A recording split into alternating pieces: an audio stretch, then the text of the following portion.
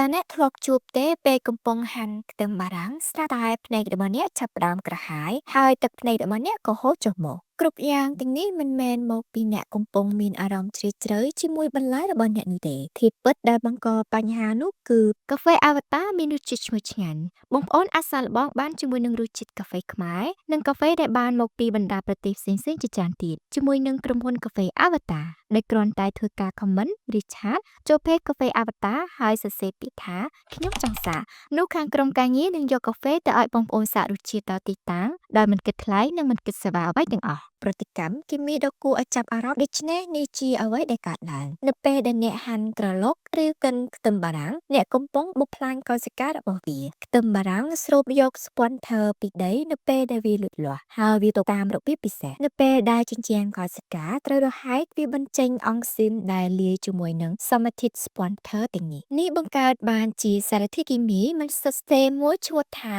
សិនប្រូផាណាធីអាល់អេសអុកស៊ីតសារធាតុគីមីនេះគឺជាឧស្ម័នហើយវាស្រាលណាស់ដូច្នេះវារអិលអណ្ដែតចេញពីក្តារកាត់របស់អ្នកចូលទៅក្នុងភ្នែករបស់អ្នកតែម្ដងឥឡូវនេះភ្នែករបស់អ្នកមានប្រព័ន្ធការពារដែលបានបង្កើតឡើងជាស្រេចពួកវាត្រូវបានគ្របដណ្ដប់ដោយស្រទាប់ទឹកស្តៅដើម្បីរក្សាឲ្យវារអិលនិងការពារនៅពេលដែលឧស្ម័នខ្ទឹមបារាំងនេះប៉ះនឹងទឹកទាំងនោះវាបង្កើតបានជាអាស៊ីតស៊ុលហ្វូរិកស្រាលចាស់អ្នកលឺមិនខុសទេគឺវាជាអាស៊ីតតិចតួចភ្នែករបស់អ្នកជាផ្នែកងាយនឹងប្រតិកម្មខ្លាំងចាប់បាននូវសារធាតុរំខាននេះភ្លាមតើប្រតិកម្មរបស់វាគឺជាអ្វីទៅគឺជាការផលិតទឹកភ្នែកហើយមានច្រើនណាស់ទឹកភ្នែកគឺជាមធ្យោបាយរបស់រាងកាយរបស់អ្នកក្នុងការច្រានចោលសារធាតុរំខាននិងការពារភ្នែករបស់អ្នកពីការខូចខាតដែលអាចកើតមានវាគឺជាយន្តការការពារដ៏អស្ចារ្យប៉ុន្តែវារំខានខ្លាំងណាស់ដូច្នេះតើអ្នកអាចប្រយុទ្ធប្រឆាំងនឹងខ្ទឹមបារាំងដែលធ្វើឲ្យអ្នកយំនេះដោយរបៀបណាមានល្បិចមួយដែលមនុស្សជាច្រើនបានណែនាំវិធីដ៏ពេញនិយមមួយគឺការដាក់ខ្ទឹមបារាំងក្នុងទូទឹកកក